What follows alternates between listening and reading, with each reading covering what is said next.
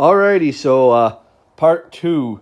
Like I said, I had to take a little bit of time to kind of figure out how exactly that worked. Not really my thing. I'm more of an engine guy. But anyway, we got the axle shaft pulled out of here, and as you can see, that end got a bit bent right there. It kind of curves up at the end.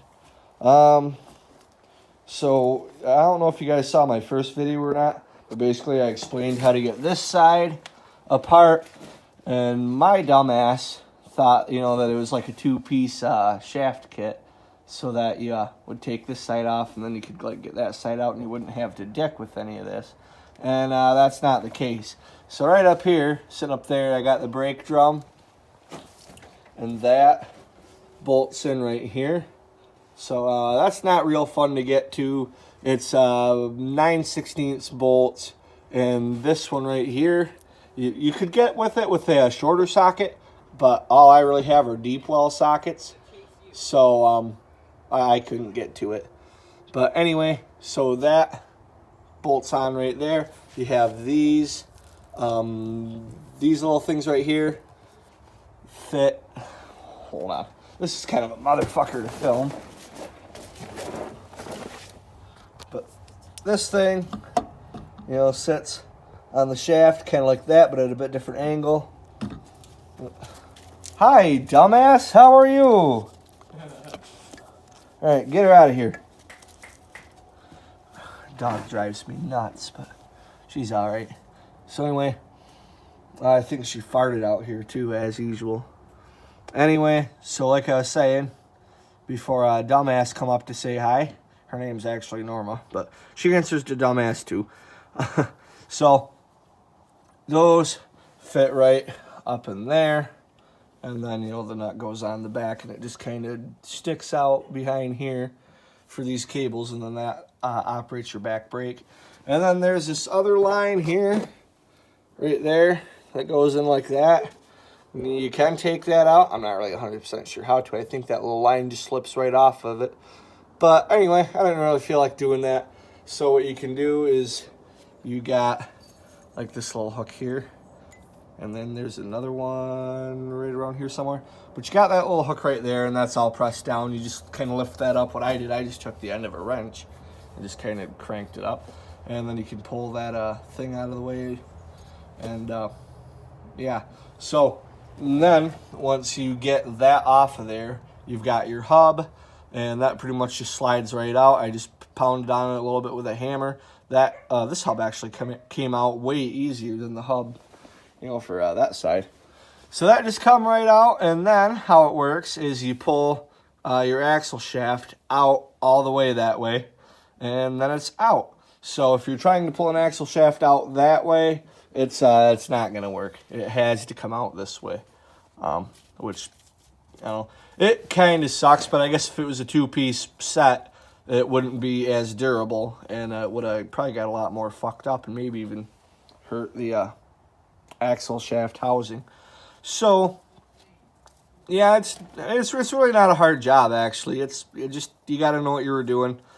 But anyway, I hope this video helps some of you guys, because I know there's not a whole lot of videos out there, or that really maybe aren't very good videos. Not that I have great videos either.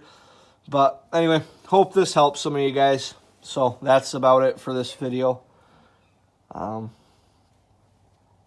guess I don't really know if you guys have any questions. Just get a hold of me. But this housing don't have to come off. That housing really probably doesn't have to come off, but I took it off anyways. If you're taking the housing off, the shock has to come off. As you can see, that's how it bolts on right there. The other side is the same exact way. Pretty simple.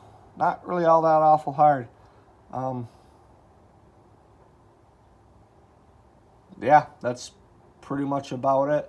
When you're really the hardest part about it is the fucking cotter pins on the end of the axle shaft, where that like castle nut or whatever it is, whatever you call that fucking thing, where that bolts on there. That's about the hardest part, is the cotter pin.